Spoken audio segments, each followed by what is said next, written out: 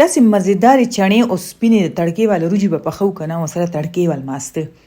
چې دا تاسو په دې ریسیپي پخې کوئ که نه،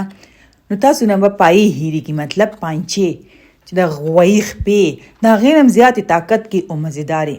او د دې طاقت نه مونږ انکار نشو کولی. او تاسو په دې ریسیپي پخې کې تاسو به په خوند باندې پوه شئ. لکه دا زه یو ډیفرنٹ طریقه زه تاسو ته ښیم، مطلب نوې شانتې، او زه خپله دا ډېرې پخوم په دې طریقه باندې پخوم. دلته به چڼې چې دي ما هغه 15 غنټې خوشتي کړې، بیا مې ومینځلې، پکې مې یو پیاز او اوږه پکې واچوئ، 3 یا 4 ټماټر پکې واچوئ، املی به ورسره واچوو، مالګه به پکې دغه کوي خپل حساب سره ور واچوئ، او پکې یو 100 کړې مسالې به واچوو، لکه 3-4 لونګ شو او یو دارچینی ټوکړه شو او غټ تور لاچي چې دی دا غټ کړې مسالې چې د سره یې خو پکې واچوئ، چینی هم پکې اچوئ او پریشر ولا ورکوئ دومره چې دا نرمې شي. لکه ما ولا 40 منټ پریشر ورکو، 40 منټه هغې کې ښه ښکلې نرمې شي.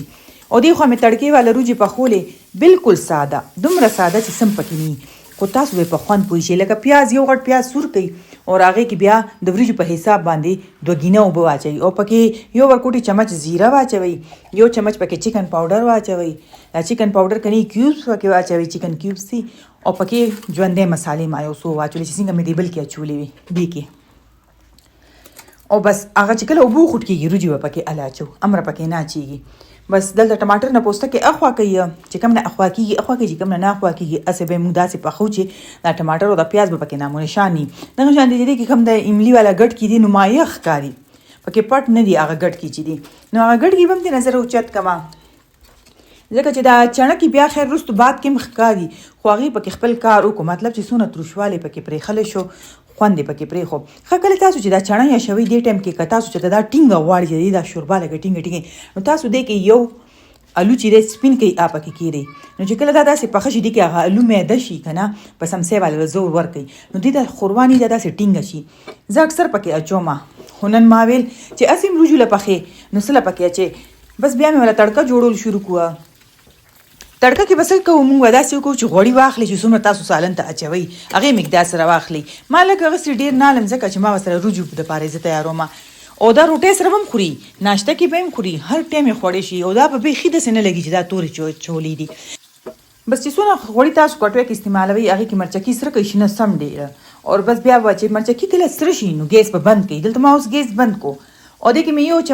چمچ د کټوۍ مساله واچوله، یو چمچ سور مرچکې او نیمه چمچ مې ګرمه مساله پکې واچوله، او دا تاسو ته ښکاري که دا چې ګیس ورلاندې بلي نو تاسو ټول کور کې به لوکې شي او په ټوخي به شئ. بس دونه فرای کول یم زیات دي، ولې چې دا به اوس مزید چې دی دا مساله په دې سالن کې پخیږي. او دا غلطه خبره ده، څوک وایي چې مساله سره نه شوه، مساله تاسو تش اوبو ته هم واچوئ که نه، هغه چې خوټ کېږي پخه شي. نو بس اندیزې کې وګورئ پکې کنور کیوبس مې ور واچولو، او بس اوس به دا دلته ښه ډېره پخوم، مطلب داسې وایي چې 10 منټه خو به پخوم. چڼه ښه نرمه ده، ښه مزیدار چې څونه دا نرمه وي خوند به یې زیات وي، او که نرمه نه وي دې ټایم کې به بیا لږ اوبه ور واچوئ، پریشر ورکوئ، او دا سمسه چې پکې وهئ دې سره به د دې ټماټر پیاز حل شي. پکې حل شو، خپله پکې نه حل کېږي، ورو پکې سمسې چې لکه تیز خوځوئ او ګیس ورلاندې تیز ساتئ، هغې سره ټماټر پیاز چې دی نرم خو نو حل شي. دې خوا والا د مستو تړکه تیارو، لږ شانتې کوکینګ آیل کې به نیمه چمچ زیره واچو،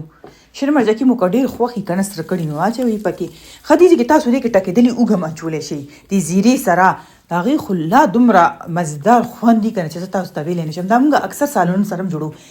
چې کله زیره بس په سره کور شي توروئ به یې ډېره نه، 100 سیکنډو کې سره شي، ګیس به ورلاندې بند کړئ، کټوۍ مساله او ټکېدلې مرچکي مې پکې واچول، او مالګه شوه، او دې کې بس اوس به پکې ماسته واچو. ماسته به پخو نه، بیا هغه اوبه کېږي، او دې کې ښه ډېره دڼیا واچوئ چې په خوند یې پوه شي، که پکې اچوئ او که نه پکې اچوئ داسې ساده هم صحیح ده، خو زیره پکې ضروري ده. د دې دا تړکه نه د دې کې زیره انتهایي ضروري ده، د دې ټول خوند یې زیرې سره راځي. او اوږه پکې ما تاسو نه ځان نه اډ کړه چې اوږه هم پکې اچولی شي، او دانېدارې وریجې پخې شولې چې بس بیا چې مې وریجې ور واچولې اوبه یې څنګه په وچولې وې، ولا 20 منټ مې ولا پریشر دم دومره مزیدارې وریجې پخې وې که نه، چې که تاسو دا وریجې داسې سکلې تاسو به ویل چې دا هم داسې هم خوند کوي، دې باندې خو داسې ضرورت یې نشته. او که چڼې مې سکلې وې هغې لا خوند وکړه نه، او تړکه چې ورسره شي، اچار ورسره شي، چې څونه پیزې دونه خوند زیات دی. نو واخلئ مزیدار د تړکې وریجې او د تورو چڼو سالن. دا سالن سره چې اوس کم کسان وریجې نه خوري، ځان له ورسره نان وړي او خوند به ترې نه واخلي.